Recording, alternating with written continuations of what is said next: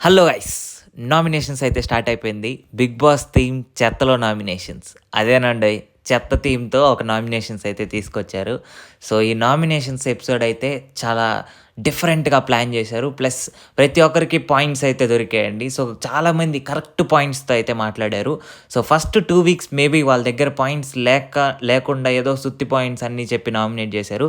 కానీ ఈ నామినేషన్స్ అయితే చాలా థ్రిల్లింగ్‌గా, చాలా ఎంగేజింగ్‌గా అనిపించింది. సూపర్‌గా నామినేషన్స్ జరిగిందండి. సో, నాకు తెలిసి ఈ ఎపిసోడ్ ద్వారా హైప్ అయితే చాలా పెరిగే అవకాశం ఉంది. ఈ సీజన్ హైప్ అయితే. సో, స్టార్టింగ్ వీళ్ళు ఫుడ్ గురించి అయితే డిస్కషన్ పెట్టి అది ఇది మాట్లాడుకున్నారు. ఎందుకంటే దొంగతనం చేశాక యష్మి క్లాన్‌లో నుంచి ఎవరైతే దొంగతనం చేశారో వాళ్ళలో ఎవరో ఒకరు వెళ్లి నైనిక వాళ్ళ క్లాన్‌లో చెప్పేసారంట. అది ఎవరో గాదు, మన సోనియా మేడం. ఏంటంటే మనం దొంగతనం చేసిందే మన సోనియా. ఆమె ఎళ్లి డిస్కషన్ పెట్టిందంట. లైక్ మీ క్లాన్‌లో నుంచి మీ ఫుడ్‌లో కొంత ఫుడ్ మా వాళ్ళు దొంగతనం చేశారు. అది ఇది అని చెప్పనేసి వాళ్ళ టీమ్‌లో.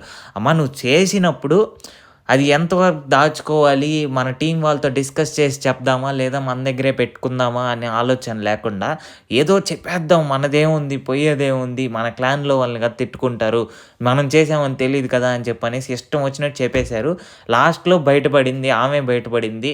దొంగతనం చేసింది ఆమె, అవతల క్లాన్ వాళ్ళకి పోయి చెప్పింది కూడా ఆమె. ఎందుకిలా చేస్తుందో నాకైతే అర్థమే కావట్లేదు. వింత వింత ప్రవర్తనలంతా ఉంటది.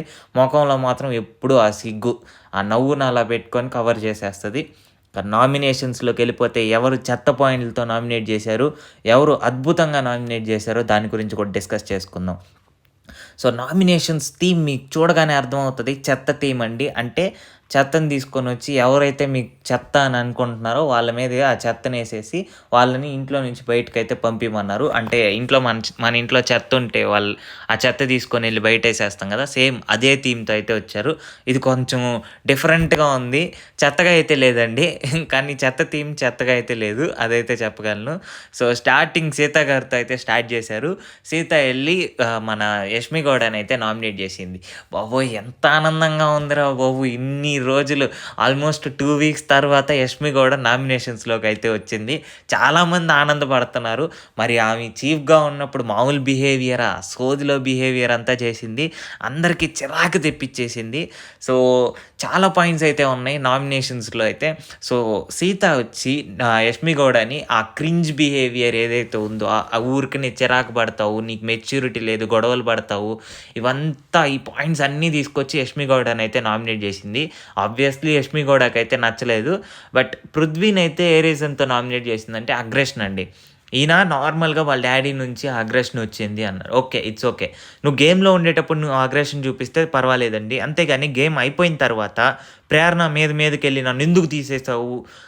ఇప్పుడు నువ్వు ఓడిపోయావంటే ఒప్పుకోవాలి. అవును నేను ఓడిపోయాననేసి. అంతేగాని దాని కోసం రీజన్స్ ఎతికి దాని మీద గొడవ పడి చిరాకు తెప్పిచ్చేసాడసలు పృథ్వీ. దాని మీదయితే నామినేట్ చేసింది. సీత నా దృష్టిలో వచ్చేసి సీత చాలా చక్కగా నామినేట్ చేసింది. నెక్స్ట్ విష్ణుప్రియ, ప్రేరణ గురించండి. సో, ఈ ప్రేరణ చేసింది పెద్ద తప్పేంటంటే సంచాలక్‌గా చేయడం. సంచాలక్‌గా చేసేటప్పుడు చెత్తలాగా, పప్పులాగా చేసింది ఆ సంచాలక్ జాబు. దాని గురించి డిఫెండ్ చేసుకునేటప్పుడు ఇష్టం వచ్చిన పాయింట్స్ మాట్లాడుతుంది ప్రేరణ. నువ్వు తప్పు చేసావు. ఏంటి? నువ్వు సంచాలక్‌గా ఇచ్చినప్పుడు నువ్వు బయాస్డ్‌గా చేసావు.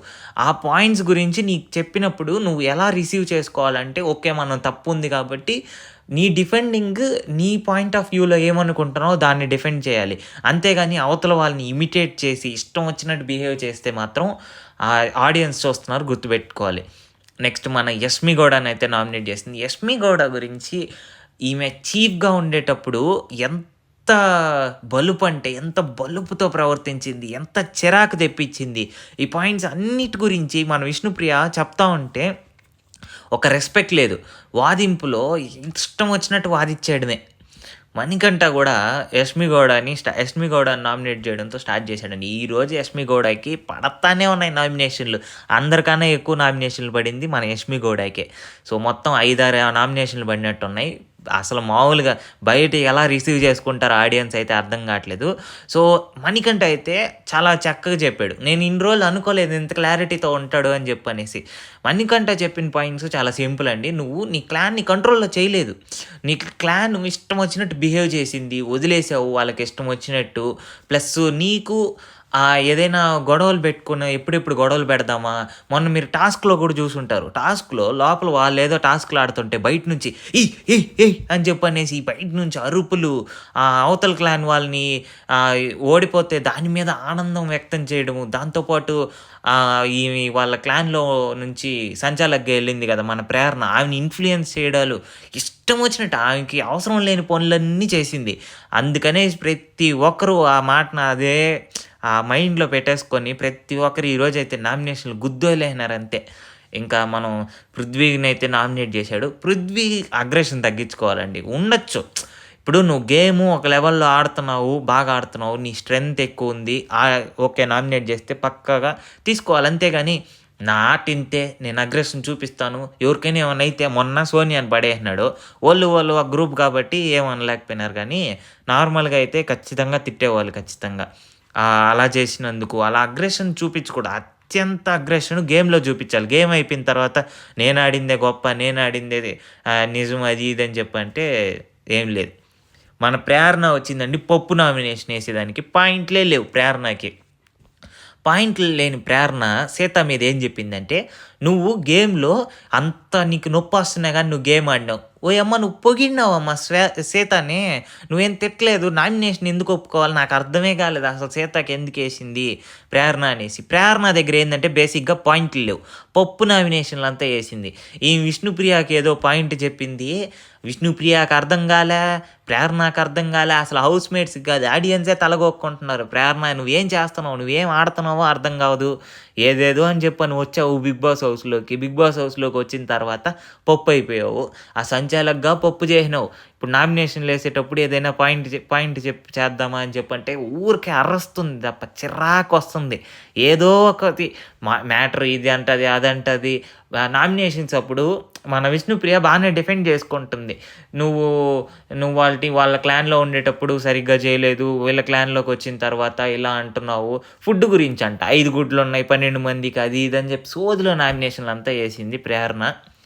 ఆదిత్య ఓము బాబోయ్! ఈయన తెలుగు అర్థం కాదు. పోనీలే సరేలే బయటోడు తెలుగైనా ఏదో ఒకటి అడ్జస్ట్ చేసుకోవచ్చు. సగం సగం మాట్లాడుతున్నాడంటే, వచ్చి ఇష్టం వచ్చింది. నువ్వు ఈమె విష్ణుప్రియకి ఎందుకేసినాడంటే, నిన్న విష్ణుప్రియ పోయి శేఖర్ భాషకి సపోర్ట్ చేసిందనమాట. ఇంట్లో నుంచి ఎవరు బయటికెళ్ళాలని చెప్పంటే, శేఖర్ భాష ఉండాలి, ఆదిత్య ఓం గారు బయటికెళ్ళాలని చెప్పనేసి నిన్న పోయి ఆ దండయితే ఏసింది. దాంతో పగబట్టినాడో ఏమో గాని ఆదిత్య ఓము ఏదో ఒక పాయింట్ మీద ఏసేద్దామని చెప్పనేసి నార్మల్‌గా విష్ణుప్రియ నువ్వు నార్మల్‌గా ఇట్లా గేమ్స్ అప్పుడు కొంచెం ఎమోషనల్ అవుతావు, అట్లవుతావు, లేదంటే నువ్వు మాట్లాడే పాయింట్స్ డిఫరెంట్‌గా ఉంటాయి. అది ఇది అని చెప్పనేసి నామినేట్ చేశాడు. మణికంఠ మీదయితే నామినేట్ చేశాడండి. మణికంఠ నిన్న దండలేసేటప్పుడు వచ్చి ఆదిత్య ఓంకి సపోర్ట్ చేశాడు. ఈయన ఏందో గాని ఎవరైతే ఫ్రెండ్‌షిప్ చేస్తారో వోళ్ళకే ఎత్తుకొనెళ్ళి నామినేషన్‌లేస్తన్నాడండి. అదే నాకు అర్థమే కావట్లేదు. అంటే ముందర ఒక ఫేసు మామూలుగా కూర్చొని మాట్లాడేటప్పుడు ఫ్రెండ్‌షిప్‌గా మాట్లాడేసి, తర్వాత నామినేషన్ ఏసేస్తున్నాడు. ఏమో ఈయన్ని బయట వాళ్ళు ఎలా రిసీవ్ చేసుకుంటున్నారో, ఎందుకు ఉంచుకుంటున్నారో నాకు అర్థం కాలేదు. ఈయనకే ఒక క్లారిటీ లేదు. నైనిక అయితే వచ్చింది. నైనిక వచ్చి సోనియాకైతే ఏసింది. బాబోయ్! ఎప్పటినుంచో ఎదురు చూస్తున్నా. సోనియా సేఫ్ అయిపోతదేమో, ఎవరు నామినేషన్ ఏయట్లేదు. సగం మంది వాళ్ళ క్లానే, వాళ్ళ టీమ్‌మేట్సే సగం మంది. వాళ్ళ టీమ్‌మేట్స్ ఎట్టాగో ఇన్‌ఫ్లూయెన్స్ చేసుకుంటా బ్రతికేస్తుంది కాబట్టి ఈమె మీద ఎవరు నామినేషన్ అయితే ఏయట్లే. ఆ ఫేసే ఇన్నోసెంట్ ఫేసు బాగా నవ్వుతున్నట్టు, ఏమీ లేదు మనం ఏం తప్పు చేయలేదు అన్నట్టు పెడతది. చేసేదంతా పొలాలు పెట్టేదంతా ఎనకాల పెట్టేస్తది. నైన్‌కి అయితే కరెక్ట్ పాయింట్స్‌తో నామినేట్ చేసిందండి. నువ్వు అసలు నాకు పోటీనే కాదు. నువ్వు అసలు ఎందుకొస్తున్నావు? ఒక ఆట ఆడవు, ఏం చేయవు. అసలా ఈ 'బిగ్ బాస్' హౌస్‌లో ఉండడానికి నువ్వు అర్హురాలే కాదు అని చెప్పనేసి నామినేట్ చేసింది. కరెక్టే గదా! ఒక గేమ్‌లో ఆమె పెర్ఫార్మెన్స్ లేదు. ఏదైనా ఎంటర్‌టైన్ చేస్తుందంటే అది లేదు. ఏమీ లేదు. సుత్తి పెర్ఫార్మెన్స్ కాబట్టి సోనియానైతే నామినేట్ చేసింది. కరెక్ట్. ఇలాంటోళ్ళని నామినేట్ చేస్తే సూపర్ అనమాట. ఎందుకంటే వాళ్ళు ఆట ఆడట్లేదు కాబట్టి నామినేట్ చేయాలి ఖచ్చితంగా. నెక్స్ట్ ఇంకో పప్పండి ప్రేరణనైతే నామినేట్ చేసింది. ప్రేరణ అది మనకు తెలిసిందే. ఇప్పుడు ప్రేరణ ఆ రోజు సంచాలకుగా చేయడం వల్ల ఎంత నెగటివిటీ స్ప్రెడ్ అయిందంటే అంత నెగటివిటీ అయితే స్ప్రెడ్ అయింది. నెక్స్ట్ మన ప్రేరణ వచ్చిందండి నామినేషన్‌లకి. ప్రేరణ అయితే మణికంఠనైతే నామినేట్ చేసింది. సేమ్ మనకు రివర్స్ నామినేషన్ కొట్టేయడమే అంతే. దాని తర్వాత యష్మి గౌడ వచ్చిందండి. యష్మి గౌడ నామినేషన్స్‌కొచ్చి మణికంఠనైతే రివర్స్ నామినేషన్ ఏసింది. వామ్మో! ఇంకెక్కువ ఓట్లు పడ్డాయి కదా! అందరికి ఇంకొక 5 నామినేషన్‌లు ఇచ్చున్నా గానీ అందరి మీద రివర్స్ నామినేషన్‌లు కొట్టేసునుంటది. తర్వాత నైనిక గూడా యష్మి గౌడనైతే నామినేట్ చేసింది. సేమ్ ఆమెకు గూడా రివర్స్ నామినేషన్ కొట్టింది. ఒకటి నైనికకి లీడర్‌షిప్ క్వాలిటీస్ లేవు. అందుకని నామినేట్ చేస్తున్నా అని చెప్పనేసి యష్మి గౌడ చెప్పిందండి. మనం గమనించాల్సింది ఒకటుందండి. ఏంటంటే మనకు లీడర్‌షిప్ క్వాలిటీస్ నైనికాలోనే గాదు, యష్మి గౌడలో కూడా లేదు. అది ఆమెకి తెలియట్లే. ఎందుకంటే 2 వారాల నుంచి చీఫ్స్‌గా ఉండేటప్పటికి అబ్బా! మనం తోపురా మనల్ని కొట్టేవోళ్ళే లేరనుకునింది యష్మి. ఇప్పుడు చీఫ్ నుంచి బయటకొచ్చిన తర్వాత కళ్ళు తెరుచుకుంది. అందరూ ఎట్ట విరుచుకుపడుతున్నారని. మన నబీల్ అయితే పాయింట్ టు పాయింట్ మాట్లాడినాడు మన యష్మి గౌడ మీద. అమ్మా తల్లే నువ్వు క్లాన్‌ని కంట్రోల్‌లో పెట్టలేదు. అందుకని ఇష్టం వచ్చినట్టు తిరిగినారు అనేసి. వీళ్ళిద్దరిదైతే పెద్ద కామెడీ అండి. నబీల్ అయితే మన ప్రేరణనైతే నామినేట్ చేసినాడు. అదైతే నాకు పెద్ద కామెడీ అనిపించింది. అంటే పాయింట్ కరెక్ట్‌గా చెప్పినాడు. ఏంటంటే మన ప్రేరణ ఆ గేమ్ ఆడినప్పుడు సంచాలకుగా ఉండేటప్పుడు ఒక షరతు ఏంటంటే పాయింట్స్ మారుస్తానే ఉన్నింది. ఇలా చేస్తే కరెక్ట్, అలా చేస్తే తప్పు అది ఇది అనేసి. కానీ ఏంటంటే ఒక దగ్గర ఫిక్స్ అవ్వలేదు. వాళ్ళ క్లాన్ వాళ్ళు ఏదైనా తప్పు చేసినప్పుడు దానికి డెసిషన్ తీసుకోవడానికి చాలా సేపు అయితే ఎదురు చూసింది.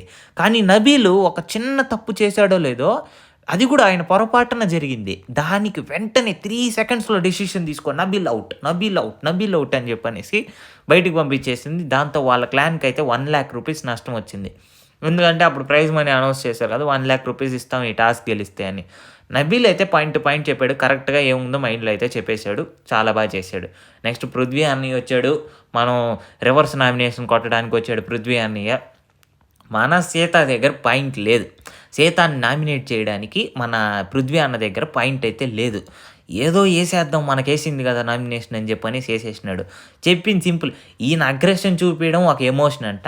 ఆమె అప్పుడప్పుడు బాధపడేది అది వేరే ఎమోషన్ అంట. మనోడే సగం టైము ఆ మూల కూర్చొని ఏడ్చుకుంటా ఉంటాడు. ఆ ఎమోషన్ అంతా దీంట్లో తీసుకురాకూడదంట. మనం అగ్రెషను గేమ్ అయిపోయిన తర్వాత అగ్రెషన్ చూపిస్తాం కదా! దాని మీద ఏసినాడు సీతకి పాయింట్ లెక్క. నెక్స్ట్ మన నైనిక గురించి అయితే మాట్లాడుకోవాలండి. సో పృథ్వీ నైనికని నామినేట్ చేయడానికి ఒక రీజన్ ఏంటంటే నైనిక పృథ్వీని నామినేట్ చేసింది కాబట్టి. ఇంకో రీజన్ ఏంటంటే మన పృథ్వీకి నైనిక అంటే ఆ ఫీలింగ్ అనేది డిఫరెంట్ ఫీలింగ్ అనమాట. ఎందుకంటే లీడర్‌షిప్ క్వాలిటీస్ లేవు. నేను చీఫ్ అయ్యుంటే ఇంకా బాగా చేసుంటానని ఆయన అభిప్రాయం. నెక్స్ట్ సోనియా వచ్చి మన నైనికనైతే నామినేట్ చేసింది. నైనికకి అది అందరు చెప్పే పాయింట్‌లో ఒక పాయింట్ ఉందండి. ఎందుకంటే ఇప్పుడు ఆమె ఏజ్ తక్కువ కాబట్టి ఆ మెచ్యూరిటీ లెవెల్స్ అనేది ఒక లీడర్‌షిప్ క్వాలిటీ అనేది నైనికలో అయితే లేదు. అది ఎవరైనా ఒప్పుకోవాల్సిందే. కాకపోతే మీరు ఇంకోటి గమనించాల్సింది ఏంటంటే ఆమె ఆడి గెలిచింది. చీఫ్ ఉత్తగా అయిపోలేదనమాట. ఇప్పుడు మనకి యష్మి గౌడకి ఉత్త పుణ్యం అనమాట. ఎవరో ఒకరు సపోర్ట్ చేసినారు. ఆమె చీఫ్ అయిపోయింది. ఎట్టో ఒకటి 2 వారాలు కదిలించుకొని వచ్చేసింది అందరూ టాస్క్‌లు ఆడడం వల్ల. నైనికకి ఏంటంటే తను సొంతంగా గెలిచింది కాబట్టి ఇంకా మెచ్యూరిటీ లెవెల్స్, ఆ లీడర్‌షిప్ క్వాలిటీస్ ఇంకా రాలేదు. బట్ టాస్క్స్ పరంగా తను సూపర్‌గా ఉంది. నెక్స్ట్ సోనియా నేనిది ఎక్స్‌పెక్టే చేయలేదు. సోనియా యష్మి గౌడని నామినేట్ చేయడం. ఎందుకంటే వాళ్ళ క్లాన్‌లోనే ఉన్నింది కదా! సో నేను నామినేట్ చెయ్యదేమో అని ఎక్స్‌పెక్ట్ చేశాను. అయన్నీ లేదని చెప్పనేసి మొత్తానికి ఈళ్ళిద్దరి మధ్య చాలా ఎంగేజింగ్‌గా అనిపించింది గొడవ. ఎందుకంటే సోనియా యష్మి గౌడకి చెప్తున్న పాయింట్స్ ఏంటంటే నేను నీ క్లాన్‌లో ఉన్నా కాబట్టి నేను గమనించాను నువ్వు చీఫ్‌కి అనర్హురాలు. ఎందుకంటే నువ్వు క్లాన్‌ని కంట్రోల్‌లో పెట్టట్లేదు అని చెప్పనేసి సోనియా అయితే యష్మి గౌడకి పాయింట్స్ చెప్పి నామినేట్ చేసింది. యష్మి గౌడ బాధ ఏందంటే అయ్యయ్యో! నాకు నామినేషన్ ఉంటే సోనియా మీద ఏసేసునుంటానే. నాకైతే నామినేషన్ లేదు అని చెప్పనేసి యష్మి గౌడ బాధ వ్యక్తం చేసింది. బిగ్ బాస్ కామెడీ ఏందంటే వర్షం పడుతున్నా గొడుగులేసుకొని మరి నామినేషన్ చేసుకోండి. ఆపే ప్రసక్తే లేదన్నాడు. వీళ్ళిద్దరి నామినేషన్ చాలా ఎంగేజింగ్ అనిపించింది. నెక్స్ట్ ఇంకా ఇద్దరు చీఫ్స్ ఉన్నారు కదా! మన నిఖిల్, అభయ్. స్టార్టింగ్‌లో వచ్చేసి వీళ్ళు నామినేషన్స్‌లో ఉండరు. వీళ్ళని ఎవరు నామినేట్ చేయకూడదు అన్నారు. బట్ లాస్ట్‌లో ఒక ట్విస్ట్ ఇచ్చారు. ఏంటంటే వీళ్ళిద్దరిలో ఎవరో ఒకరు సెల్ఫ్ నామినేట్ అయిపోవాలని. ఇక్కడ అభయ్ గారికి ఆ కాన్ఫిడెన్స్ అయితే వేరే లెవెల్ అండి. కాన్ఫిడెన్స్ సూపర్‌గా మెచ్చుకోవాలి. ఎందుకంటే నిఖిల్ బయట ఆ క్రేజ్ అదంతా తెలుసు కూడా నిఖిల్ నేను నామినేట్ అవుతాలే పర్లేదన్నాడు.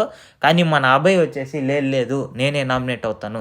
నువ్వు 2 సార్లు నామినేషన్స్‌లోకెళ్ళేసొచ్చావు. నువ్వు చీఫ్‌గా కూడా ఉన్నావు. నీ బలం ఏంటో బయట అందరికి తెలిసింది. ఎందుకంటే నువ్వు కంటిన్యూయస్‌గా చీఫ్ అయ్యావు కాబట్టి. కానీ నా బలం ఏంటో బయట వాళ్ళకి తెలీదు అని చెప్పన్నాడు. ఈమె అప్పుడే ఏడుపు డ్రామా మొదలెట్టేసిందండి యష్మి గూడా. ఓయమ్మ ఇంకెప్పుడు బాగుపడతదో. సరేలే ఇంక నామినేషన్స్‌లో ఉండేవాళ్ళు ఫోటో పెడుతున్నాను. మీరెవరికి ఓటేస్తారో చెప్పండి. మరిన్ని అప్డేట్స్ కోసం మన ఛానెల్‌ని అయితే సబ్స్క్రైబ్ చేసుకోండి. Subscribe to Telugu tax.